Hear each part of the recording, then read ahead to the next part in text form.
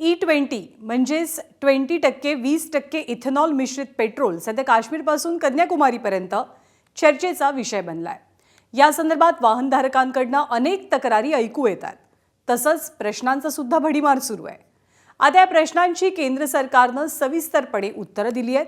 Ethanol धोरणाबाबत केंद्र सरकारचं नेमकं म्हणणं तरी काय आहे, पाहूया हा स्पेशल रिपोर्ट। इथेनॉलची निर्मिती पेट्रोलपेक्षा महाग आहे।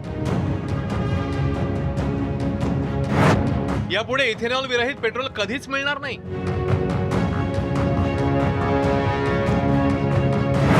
जुन्या वाहनधारकांनी काय करायचं? तक्रारींचा धूर, पण इथेनॉलसाठी सरकारचा हट्ट का? गेल्या काही दिवसांपासून भारतातल्या कोट्यवधी वाहनधारकांकडून हे प्रश्न विचारले जात आहेत आणि ज्यांच्याकडे वाहनं नाहीत त्यांनी सोशल मीडियावर ही तक्रारवजा चर्चा नक्कीच अनुभवली असेल। मात्र या सगळ्या प्रश्नांची उत्तरं आता केंद्र सरकारने दिली आहेत। इथेनॉल हे पेट्रोलपेक्षा स्वस्त आहे असा युक्तिवाद सर्रास केला जातो।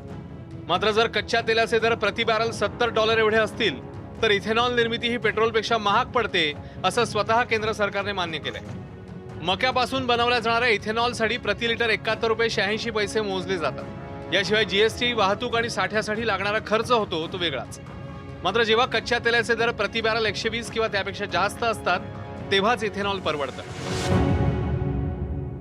देशभरात पेट्रोल पंपांची संख्या ही लाखांच्या घरात आहे, त्यामुळे E10 आणि E20 पेट्रोल हे वेगवेगळं वितरित करणं हे अशक्य आहे। अशातच इथेनॉलसाठी बँकांकडून जे कर्ज देण्यात आलं आहे ते कित्येक तरी लाख कोटींच्या घरात आहे। त्यामुळे आता सरकारचं म्हणणं आहे की या ह्याच्यातून मागे फिरणं हे आता कठीण आहे। इथेनॉलच्या वापरामुळे भारताला इतर देशांच्या तुलनेत कमी इंधन दरवाढ करावी लागली असा युक्तिवाद करताना केंद्र सरकारने 2022 ते 2026 या 4 वर्षातली आकडेवारी जाहीर केली आहे। 4 वर्षात पेट्रोल किती महागलं? पाकिस्तानमध्ये 40%, बांगलादेशात 43%, श्रीलंकेत 37% आणि भारतात 5.58%। E20चे सर फायदे पण आहे आणि जसं गाडी जेवढी जुनी आहे, नवीन गाड्यांच्या ज्या गाड्या आहेत त्यातला बिलकुल काही त्याच्यापासून तोटा नाही आहे। E20 फ्यूलपासून याच्यापासून कार्बन मोनॉक्साईडचं प्रमाण कमी होतं। बाकीच्या काही गोष्टी बऱ्याच चांगल्या आहे। शेतीपूरक त्याच्यापासून बेनिफिट होऊ शकता। पण जुन्या गाड्यांमध्ये जुन्या असल्या तर थोडंसं रस्टिंगचं किंवा काहीचे कन्सर्न येऊ शकता।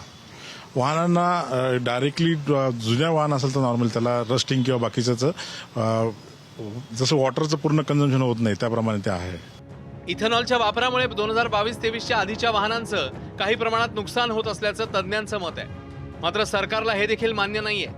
E20 पेट्रोल पॉलिसी लागू करण्याआधी 40,000 किलोमीटरची चाचणी करण्यात आली होती असं सरकारचं म्हणणं आहे। मात्र काही वाहनांचा मायलेज 3 ते 5% घटलाय याची सरकारने कबुली दिली आहे। एकीकडे E20 पेट्रोलवरून लाखो वाहनधारक तक्रारीचा पाढा वाचत असताना केंद्र सरकारने शेतकऱ्याला झालेल्या फायद्याची बाराखडी वाचायला सुरुवात केली आहे।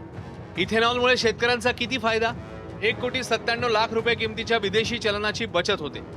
कच्च्या तेलाच्या आयातीत 316 कोटी टनांपर्यंत कपात करण्यात यश आलंय। 951 लाख टन कार्बन उत्सर्जन कमी करण्यात यश आलंय। शेतकऱ्यांना 1,66,00,000 रुपये मिळत आहेत। जनतेला E20 पेट्रोलबाबत पडलेल्या प्रश्नावर केंद्र सरकारने सविस्तर उत्तर दिलंय। त्या उत्तरांनी तुमचं समाधान झालं असेल किंवा नसेल, तुम्हाला टाकीत E20 पेट्रोल भरूनच गाडी चालवावी लागणार आहे। नाशिकहून मुकुल कुलकर्णीसह ब्युरो रिपोर्ट, ABP माझा।